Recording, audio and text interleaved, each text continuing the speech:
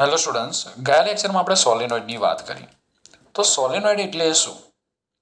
તો આપણને ખબર જ છે કે સોલેનોઇડ એટલે અલગ કરેલા વાહક તારને પાસે વીંટવાથી બનતી હેલિકલ રચનાને આપણે સોલેનોઇડ કહીએ છીએ. સોલેનોઇડની અંદર દરેક આંટા વર્તુળાકાર હોય છે.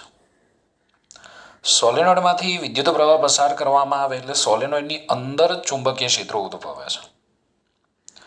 અને એ ચુંબકીય ક્ષેત્રનું સૂત્ર મેળવવા માટે આપણે એક આડછેદ ધ્યાનમાં લીધો હતો સોલેનોઇડનો. આવો કંઈક આડછેદ હતો.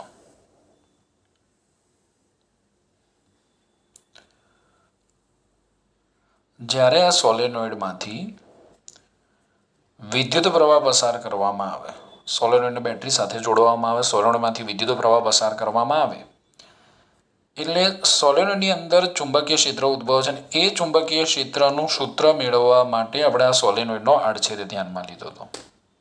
હવે મેં તમને કીધું કે સોલેનોઇડની અંદર દરેક આંટા વર્તુળાકાર હોય છે. ધારો કે અહીંથી પ્રવાહ દાખલ થાય છે અને ઉપરના ભાગમાંથી પ્રવાહ બહાર આવે છે. તો દાખલ થતા પ્રવાહને આપણે શેના વડે દર્શાવીએ? તો દાખલ થતા પ્રવાહને આપણે ચોકડી વડે દર્શાવીએ છીએ અને બહાર આવતા પ્રવાહને આપણે ડોટ વડે દર્શાવીએ છીએ. એટલે આ જે સંકેતો છે એ વિદ્યુત પ્રવાહના છે. ઓકે, હવે આપણે વર્તુળાકાર લૂપ માટે જમણા હાથનો અંગૂઠાનો નિયમ વાપરીએ તો નિયમ કંઈક આવો છે કે આંગળીઓ તમારે વિદ્યુત પ્રવાહની દિશામાં રાખવાની છે. તો આંગળીઓ વડે રચાતા સમતલને લંબ આપણને ચુંબકીય ક્ષેત્રની દિશા મળે.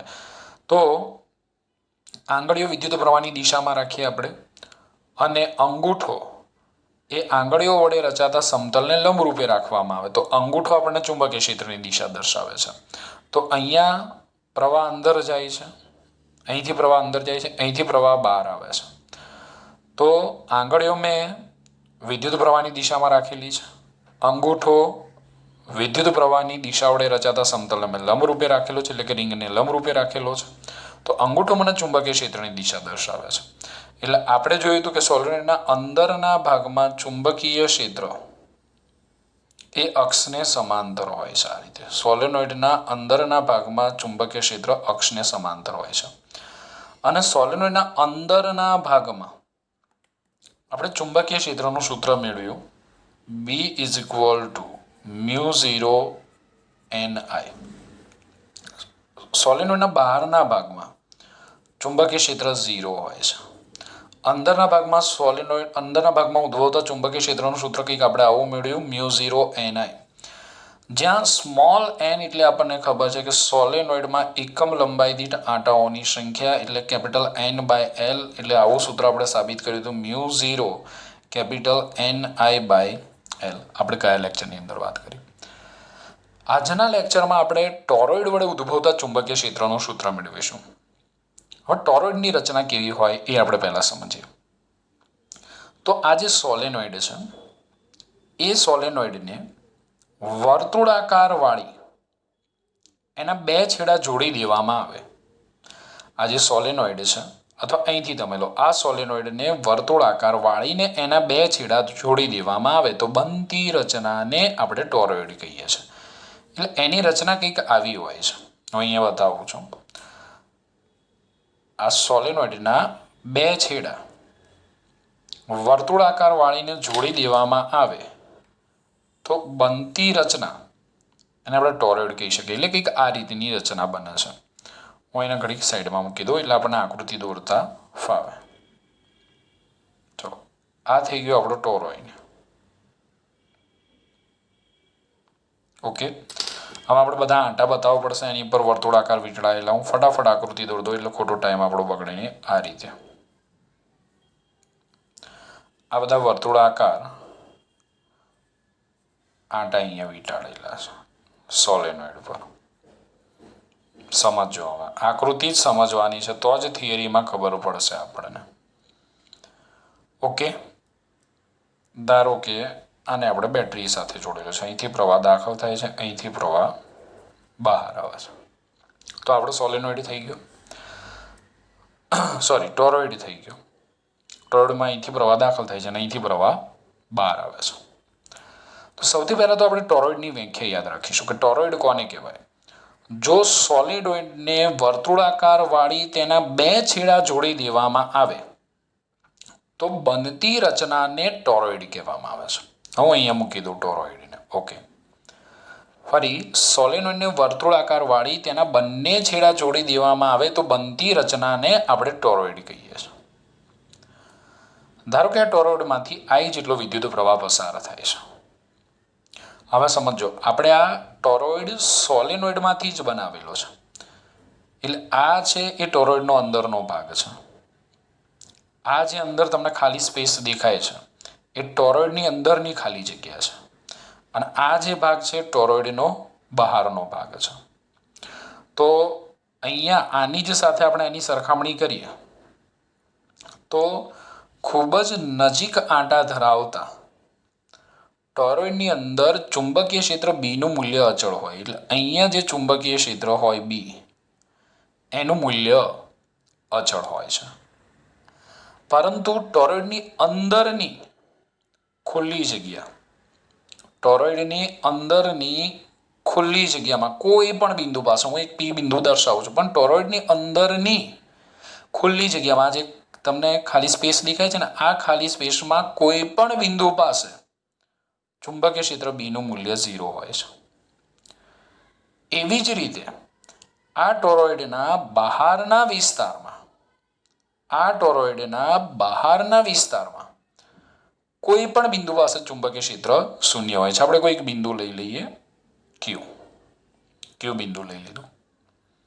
ટોરોઇડની બહારના વિસ્તારમાં કોઈ પણ બિંદુ પાસે ચુંબકીય ક્ષેત્ર બીનું મૂલ્ય 0 હોય છે. ઓકે, ખબર પડી? ટોરોઇડ એટલે શું? તો સોલેનોઇડને વર્તુળાકારવાળી તેના બે છેડા જોડી દેવામાં આવે તો બનતી રચનાને ટોરોઇડ કહીએ છીએ. ટોરોઇડની અંદરની ખુલ્લી જગ્યામાં, ઉદાહરણ તરીકે પી બિંદુ પાસે ચુંબકીય ક્ષેત્ર 0 હોય છે. તેવી જ રીતે ટોરોઇડની બહારના વિસ્તારમાં આવેલા ક્યુ બિંદુ પાસે પણ ચુંબકીય ક્ષેત્ર 0 હોય છે. પરંતુ ખૂબ જ નજીક આંટા ધરાવતા આદર્શ ટોરોઇડની અંદર ચુંબકીય ક્ષેત્ર બીનું મૂલ્ય અચળ હોય છે. ક્લિયર અહીંયા સુધી? હવે આપણે વર્તુળાકાર લૂપ માટે જમણા હાથના નિયમની મદદથી જો ચુંબકીય ક્ષેત્રની દિશા શોધીએ તો આ ટોરોઇડના અંદરના ભાગમાં ચુંબકીય ક્ષેત્રની દિશા આપણને આ રીતે સમઘડી દિશા મળે છે. આ રીતે અહીંથી પણ તમે સમજી શકો છો. આને આપણે વાળી લીધું છે આ રીતે. આ જો ચુંબકીય ક્ષેત્ર રેખાઓ આ રીતે જોવા મળશે. એટલે ટોરોઇડના અંદરના ભાગમાં ચુંબકીય ક્ષેત્રની દિશા આ રીતે સમઘડી હોય છે. ચલો, આટલું ક્લિયર થયું. હવે આપણે આ ટોરોઇડ વડે ઉદ્ભવતું ચુંબકીય ક્ષેત્ર શોધવું છે. શેની મદદથી? એમ્પિયર સર્કિટલના નિયમની મદદથી આપણે આ ટોરોઇડની અંદર ઉદ્ભવતું ચુંબકીય ક્ષેત્ર શોધવું છે. એમ્પિયર સર્કિટલના નિયમની મદદથી. જો બહુ સિમ્પલ સાબિતી છે. થિયરી સમજશો તો ઓટોમેટિક તમને મુદ્દા યાદ રહી જશે. અત્યાર સુધી આપણે કયા થિયરિટિકલ મુદ્દાઓની વાત કરી? તો પહેલાં આપણે ટોરોઇડની વ્યાખ્યા આપી કે સોલિનોઇડને વર્તુળાકારવાળી તેના બે છેડા જોડી દેવામાં આવે તો બનતી રચનાને ટોરોઇડ કહીએ છીએ. ટોરોઇડની અંદરની ખુલ્લી જગ્યામાં પી બિંદુ પાસે ચુંબકીય ક્ષેત્ર 0 હોય છે. ટોરોઇડની બહારના વિસ્તારમાં ક્યુ બિંદુ પાસે ચુંબકીય ક્ષેત્ર 0 હોય છે. આદર્શ ટોરોઇડ કોને કહેવાય? કે જેમાં આંટાઓ એકબીજાની ખૂબ જ નજીક આવેલા હોય. તો ખૂબ જ નજીક આંટા ધરાવતા આદર્શ ટોરોઇડની અંદર અહીંયા ચુંબકીય ક્ષેત્ર બીનું મૂલ્ય અચળ હોય છે. અને ટોરોઇડની અંદર ચુંબકીય ક્ષેત્ર બીની દિશા સમઘડી દિશામાં હોય છે. હવે આપણે આ ટોરોઇડ વડે ઉદ્ભવતું ચુંબકીય ક્ષેત્ર શોધવું છે એમ્પિયર સર્કિટલના નિયમની મદદથી. હવે મારે જો પી બિંદુ પાસે ઉદ્ભવતું ચુંબકીય ક્ષેત્ર શોધવું હોય એમ્પિયર સર્કિટલના નિયમની મદદથી, તો મારે પી બિંદુ પાસે એમ્પિરિયન લૂપ લેવું પડે. ચલો ધ્યાન આપજો. પી બિંદુ પાસે હું એક એમ્પિરિયન લૂપ લઉં છું, જેનો 1 નંબર આપી દઉં છું. ધારો કે આ ટોરોઇડનું કેન્દ્ર હશે. આ જે મેં લૂપ લીધું એની ત્રિજ્યા R1 છે. ક્લિયર અહીંયા સુધી ભાઈ? મારે એમ્પિયર સર્કિટલના નિયમનો ઉપયોગ કરીને મારે પી બિંદુ પાસે ઉદ્ભવતું ચુંબકીય ક્ષેત્ર શોધવું હોય તો મારે પી બિંદુ પાસે એક એમ્પિરિયન લૂપ લેવું પડે. એટલે હું ઓ કેન્દ્ર અને આર ત્રિજ્યાવાળું એમ્પિરિયન લૂપ વિચારું છું. હવે ધ્યાન આપજો, હમણાં જ આપણે શું કીધું કે ટોરોઇડની અંદરની ખાલી જગ્યામાં કોઈ પણ બિંદુ પાસે ચુંબકીય ક્ષેત્રનું મૂલ્ય 0 હોય છે. આ તો આપણને ખબર જ છે, પણ આપણે સાબિત કરવું છે. તો આપણે શું કરીએ છીએ કે ધારો કે R1 ત્રિજ્યાવાળા એમ્પિરિયન લૂપ 1 પર ચુંબકીય ક્ષેત્રનું મૂલ્ય B1 છે. એટલે હું અહીંયા ધારી લઉં છું કે ચુંબકીય ક્ષેત્રનું મૂલ્ય B1 છે. હવે આપણે આ એમ્પિરિયન લૂપ લીધું તો એ લૂપ વડે ઘેરાતો વિદ્યુત પ્રવાહ કેટલો? તો વિદ્યુત પ્રવાહ તો અહીંથી આપણે આ જ આકૃતિનો સંદર્ભ લઈએ તો જો અહીંયા વિદ્યુત પ્રવાહ અહીંયા આ રીતે બતાવે, અહીંયા બધી ચોકડી આવશે આ રીતે. ઓકે, અહીંયા ચોકડી આ રીતે, અહીંયા બધા ડોટ આવશે, કારણ કે વિદ્યુત પ્રવાહ તો આ રીતે છે ને ભાઈ, આ રીતે આમ. ઓકે, તો આ લૂપ વડે ઘેરાતો વિદ્યુત પ્રવાહ આ લૂપ વડે ઘેરાતો વિદ્યુત પ્રવાહ કેટલો થયો? તો આ લૂપ વડે તમે જોઈ શકો છો કે અહીંયા કોઈ વિદ્યુત પ્રવાહ છે જ નહીં. તો આ લૂપ વડે ઘેરાતો વિદ્યુત પ્રવાહ 0 છે.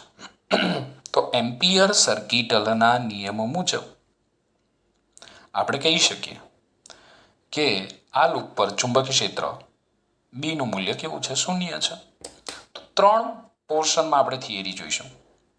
સૌથી પહેલો પોર્શન કે ટોરોઇડની વચ્ચેના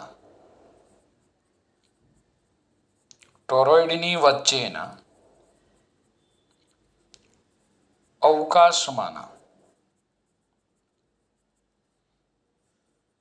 બિંદુઓ માટે, હું થિયરિકલ મુદ્દા લખતો નથી, ફરી એકવાર કહું છું,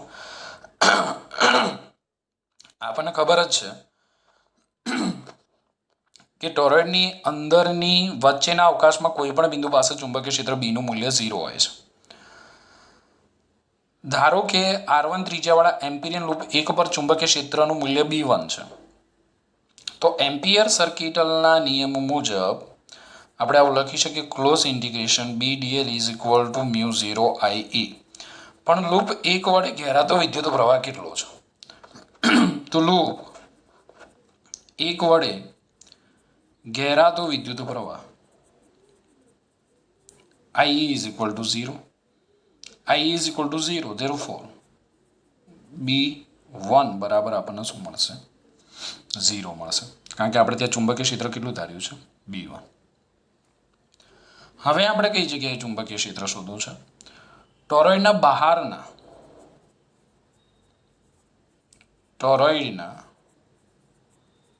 બહારના ખુલ્લા અવકાશમાં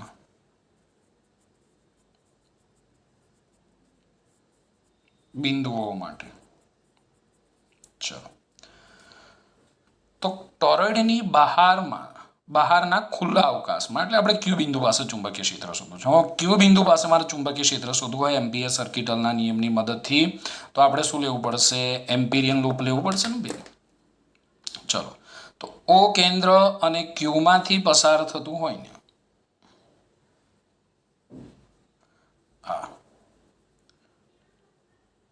ઓ કેન્દ્ર અને ક્યુમાંથી પસાર થતું હોય ને એવું એક એમ્પિરિયન લૂપ વિચારું છું. ધારો કે આ જે લૂપ છે એ લૂપની ત્રિજ્યા R2 છે. એ જે આપણે લૂપ લીધું એ લૂપની ત્રિજ્યા કેટલી છે? R2 છે. ઓકે, આમ બધા જ મુદ્દા કોપી પેસ્ટ કરવાના. આપણને ખબર જ છે કે ટોરોઇડની બહારના વિસ્તારમાં કોઈ પણ બિંદુ પાસે ચુંબકીય ક્ષેત્ર કેવું હોય છે? 0 હોય છે. ધારો કે R2 ત્રિજ્યાવાળા એમ્પિરિયન લૂપ, આને આપણે બીજો નંબર આપી દઈએ. ધારો કે R2 ત્રિજ્યાવાળા એમ્પિરિયન લૂપ 2 પર ચુંબકીય ક્ષેત્રનું મૂલ્ય B2 છે. હવે આ B2 નું મૂલ્ય 0 છે એ તો આપણને ખબર જ છે, પરંતુ આપણે એમ્પિયર સર્કિટલના નિયમની મદદથી સાબિત કરું. તો એમ્પિયર સર્કિટલના નિયમની મદદથી આપણે શું લખી શકીએ? Close integration B2 dot DL is equal to μ0 IE લખી શકાય.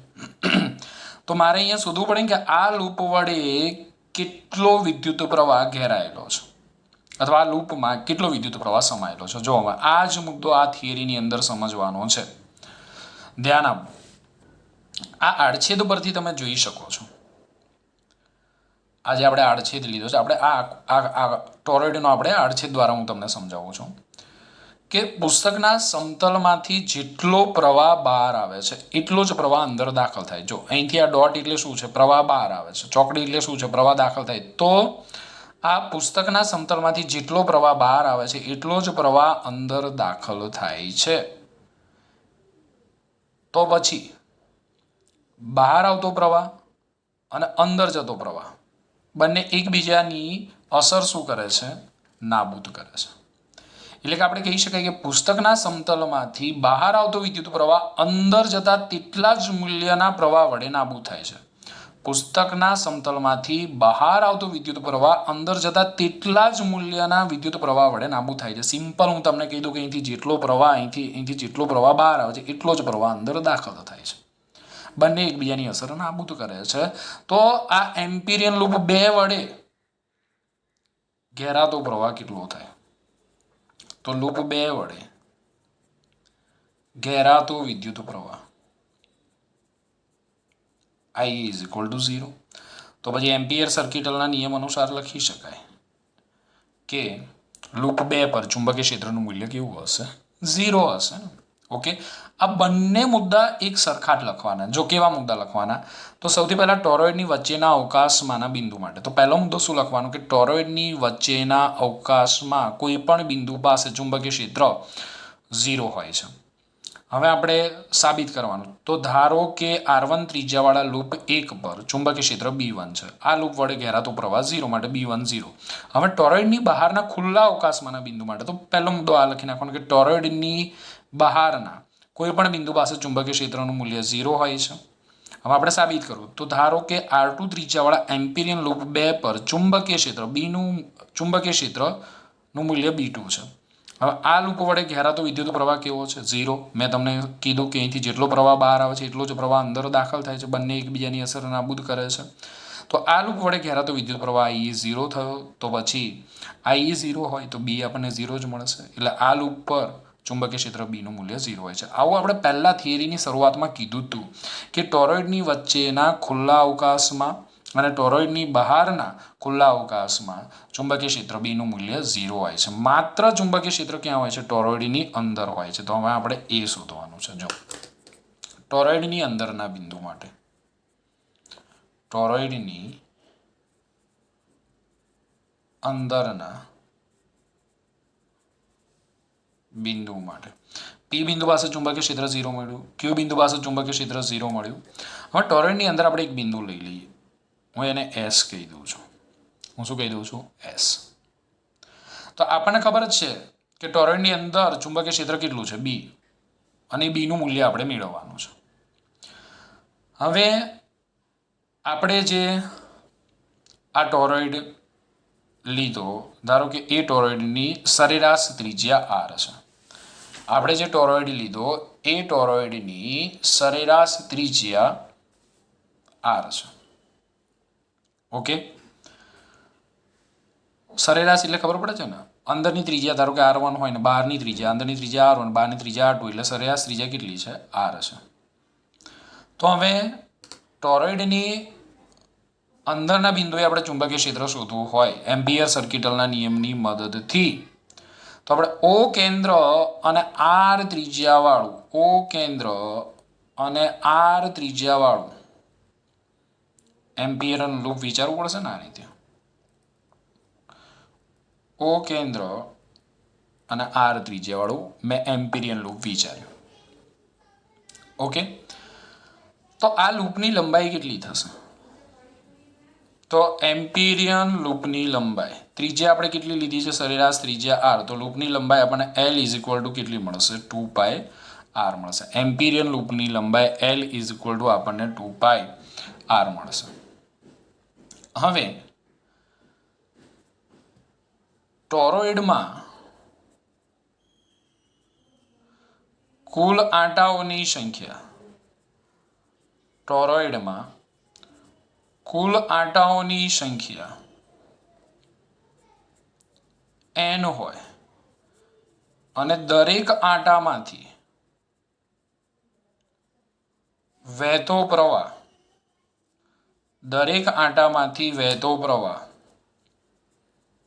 I હોય તો એમ્પિરિયન લૂપ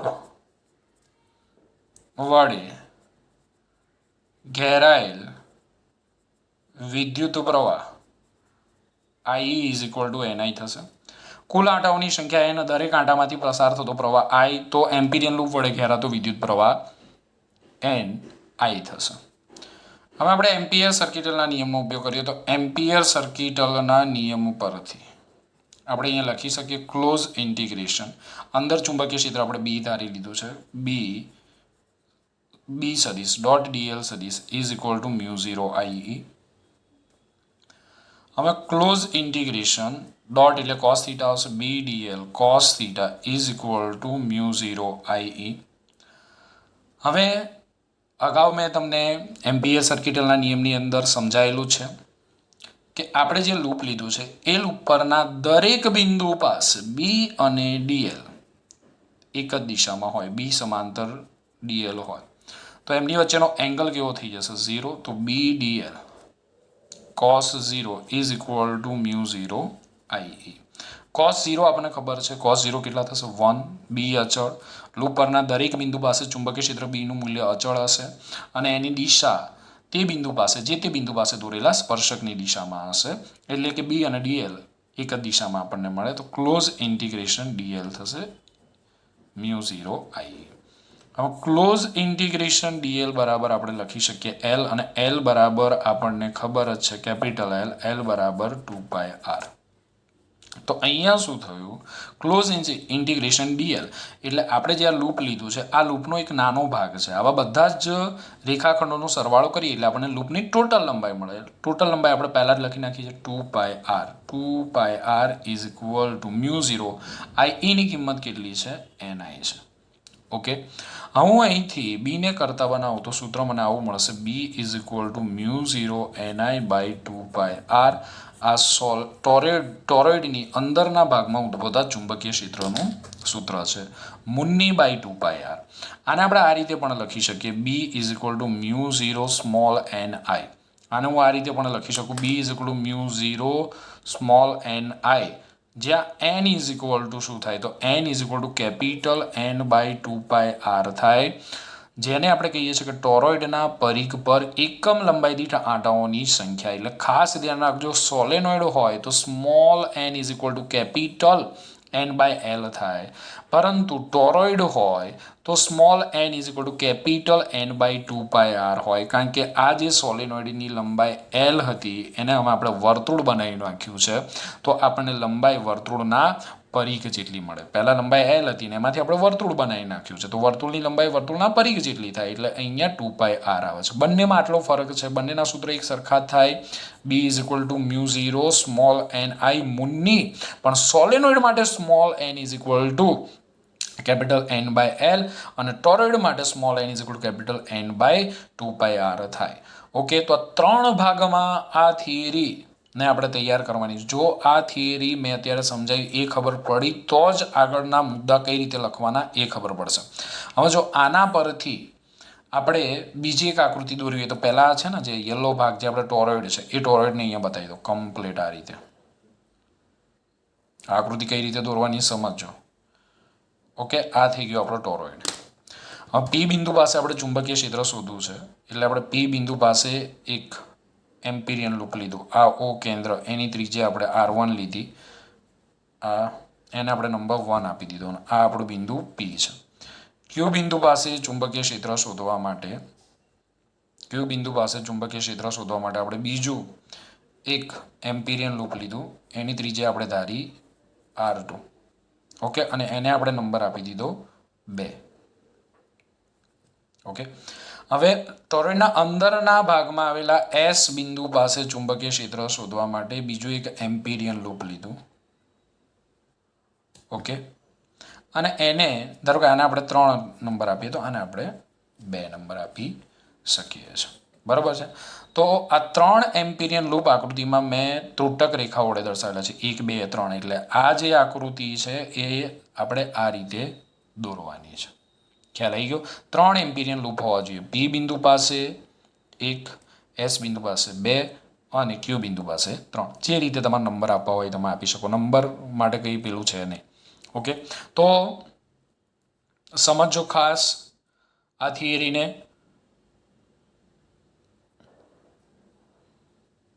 હવે આપણે જોઈએ ફાઇનલ થિયરી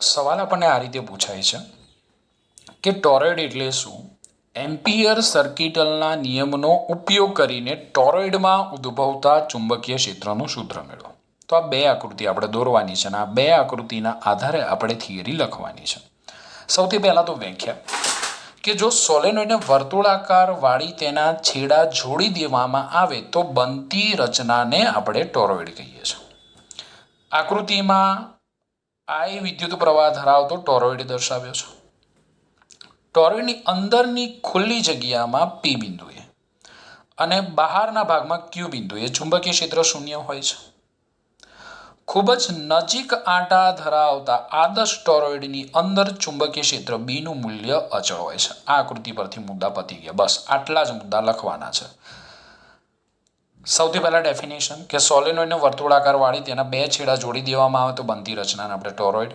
આકૃતિમાં I વિદ્યુત પ્રવાહ ધરાવતો ટોરોઇડ દર્શાવેલો છે ટોરોઇડની અંદરની ખુલ્લી જગ્યામાં પી બિંદુ પાસે અને ટોરોઇડની બહારના ક્યુ બિંદુ પાસે ચુંબકીય ક્ષેત્ર શૂન્ય હોય છે આદર્શ ટોરોઇડની અંદર ચુંબકીય ક્ષેત્ર બીનું મૂલ્ય અચળ હોય ચલો આના સાઈડમાં મૂકી દો હવે આકૃતિ બીમાં જોઈએ તો આકૃતિ બીમાં આપણે ટોરોઇડનો આડછેદ દર્શાવ્યો છે મેં હમણાં તમને આકૃતિ દોરતા સમજાવ્યું તો તમારે પી બિંદુ પાસે ચુંબકીય ક્ષેત્ર શોધવું હોય તો એક એમ્પિરિયન લૂપ લેવું પડશે ક્યુ બિંદુ પાસે ચુંબકીય ક્ષેત્ર શોધવું હોય તો એક એમ્પિરિયન લૂપ લેવું પડશે અને એસ બિંદુ પાસે તમારે ચુંબકીય ક્ષેત્ર શોધવું હોય તો બીજું એક એમ્પિરિયન લૂપ લેવું પડશે અને આ જે તમને બ્લુ લાઇન દેખાય છે આપણો સોલેનોઇડ છે હવે ટોરોઇડના અંદરના ભાગમાં ચુંબકીય ક્ષેત્રની દિશા આપણે જોઈએ તો ટોરોઇડના અંદરના ભાગમાં કોઈ પણ બિંદુ પાસે ચુંબકીય ક્ષેત્રની દિશા તે બિંદુ પાસે દોરેલા સ્પર્શકની દિશામાં હોય અને આ ચુંબકીય ક્ષેત્રની દિશા સમઘડી દિશામાં છે અહીંયા આપણે બતાવી હોય ચુંબકીય ક્ષેત્ર બીની દિશા બતાવી હોય તો આ રીતે ઓકે આ સમઘડી થઈને સમઘડી દિશામાં હોય છે અને સ્પર્શકની દિશામાં આ રીતે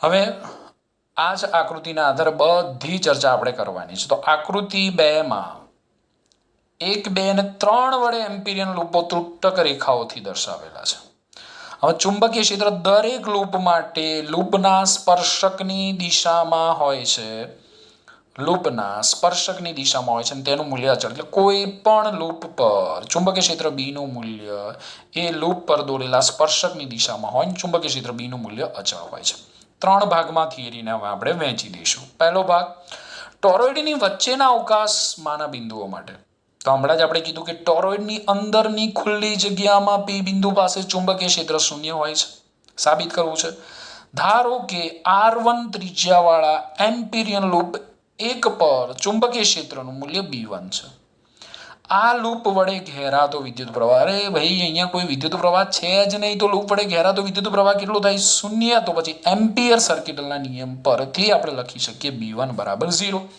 આને આ જ મુદ્દા કોપી પેસ્ટ કરી નાખો ચલો ટોરોઇડની બહારના ખુલ્લા અવકાશમાંના બિંદુઓ માટે તો ટોરોઇડની બહારના ક્યુ બિંદુ પાસે ચુંબકીય ક્ષેત્ર શૂન્ય હોય છે સાબિત કરવું છે ધારો કે R3 ત્રિજ્યાવાળા એમ્પિરિયન લૂપ 3 પર ચુંબકીય ક્ષેત્ર B3 છે હવે આપણે જે આડછેદ અહીંયા આપેલો છે એ આડછેદ પરથી જોઈ શકાય છે કે પુસ્તકના સમતલમાંથી બહાર આવતો વિદ્યુત પ્રવાહ પુસ્તકના સમતલમાંથી બહાર આવતો વિદ્યુત પ્રવાહ અંદર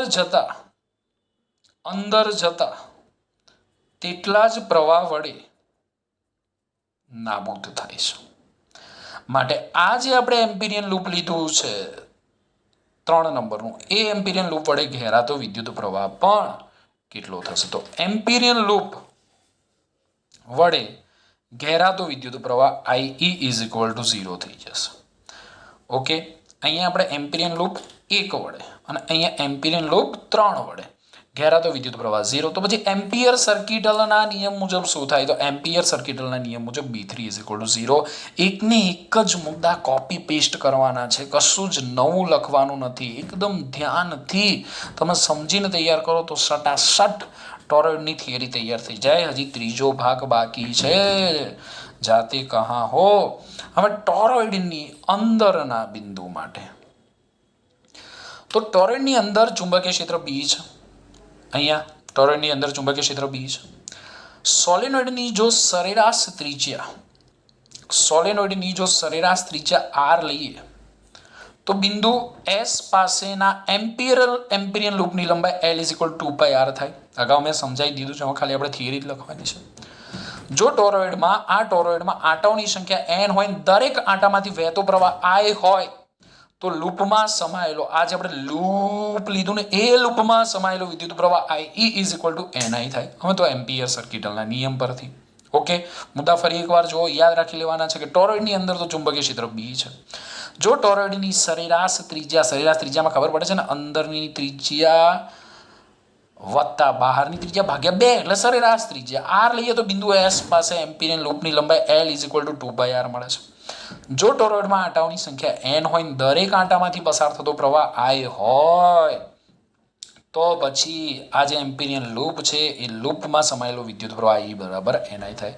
એમ્પિયર સર્કિટલના નિયમ પરથી ક્લોઝ ઇન્ટિગ્રેશન B સદિશ ડોટ dl સદિશ = μ0 IE. ઓકે, તો ડોટ cos થીટા આવશે. Close integration B dl cos theta = μ0 IE. મેં તમને કીધું કે લૂપ પરના દરેક બિંદુ પાસે B અને dl એક જ દિશામાં હોય, માટે theta 0. Close integration B dl cos 0 = μ0 IE, but cos 0 = 1. therefore B અચળ હોવાથી આપણે સંકલનની બહાર લઈ લીધા. B close integration dl = μ0 IE, but close integration dl = L = 2πr. ભાઈ આ કઈ રીતે આવે છે ખબર હોવી જોઈએ. તો B × 2πr = μ0 NI. કોની કિંમત મૂકી? IE ની કિંમત મૂકી. ખબર પડે છે ભાઈ? IE ની કિંમત મૂકી. અહીંથી શોધી હતી ને આપણે IE ક્યાં ગયા? Yes, NI. B ને આપણે કરતા બનાવીએ તો B ને કરતા બનાવું તો આપણને મળશે B = આપણને મળશે μ0 NI/2πr. અથવા આપણે આ સૂત્રને લખવું હોય તો લખી શકાય B = μ0 સ્મોલ NI, જે સ્મોલ n = કેપિટલ N/2πr. ટોરોઇડના પરિઘ પર એકમ લંબાઈ દીઠ આંટાઓની સંખ્યા. આ થિયરી તમારે લખવાની જરૂર નથી, કારણ કે પેમ્ફલેટમાં એકદમ કમ્પ્લીટ સરસ મજાની મેં લખેલી જ છે. એટલે આ લેક્ચર જોઈને ખાલી તમારે થિયરીને તૈયાર કરી દેવાની છે. એટલે આગળનો ભાગ પાર્ટ 1 તમારે સમજીને પાર્ટ 2 ના જુઓ તો ચાલે. ફટાફટ થિયરી તમારે તૈયાર કરી દેવાની છે. હવે આપણે સોલેનોઇડ અને ટોરોઇડની વાત કરી, પણ એમનો ઉપયોગ શું થાય ભાઈ સોલેનોઇડ અને ટોરોઇડનો? તો સોલેનોઇડ અને ટોરોઇડ એ એવા બે સાધન છે જે ચુંબકીય ક્ષેત્ર ઉત્પન્ન કરે છે. સોલેનોઇડ અને ટોરોઇડ એવા બે સાધન છે જે ચુંબકીય ક્ષેત્ર ઉત્પન્ન કરે છે. ટેલિવિઝનની અંદર સોલેનોઇડનો ઉપયોગ જરૂરી ચુંબકીય ક્ષેત્ર ઉત્પન્ન કરવા માટે થાય છે. આપણા ઘરની અંદર જે ટીવી હોય ને, એ ટીવીની અંદર સોલેનોઇડનો ઉપયોગ જરૂરી ચુંબકીય ક્ષેત્ર ઉત્પન્ન કરવા માટે થાય છે. આ ઉપરાંત બીજું એક સાધન છે સિન્ક્રોટ્રોનમાં.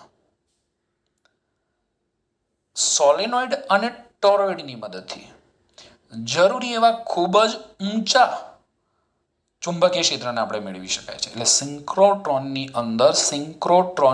અંદર ખૂબ જ ઊંચું ચુંબકીય ક્ષેત્ર ઉત્પન્ન કરવા માટે સોલેનોઇડ અને ટોરોઇડનો ઉપયોગ કરવામાં આવે છે. ઇન શોર્ટ, સિમ્પલ તમારે યાદ રાખવાનું છે કે સોલેનોઇડ અને ટોરોઇડની મદદથી આપણે જરૂરી ચુંબકીય ક્ષેત્ર ઉત્પન્ન કરી શકીએ છીએ. Okay, bye. મળી આવતા લેક્ચરમાં. સ્ક્રીનશોટ લેવો છે? ચલો, લેવો હોય તો લઈ લો ભાઈ. પહેલા આ ભાગનું સ્ક્રીનશોટ. ચલો,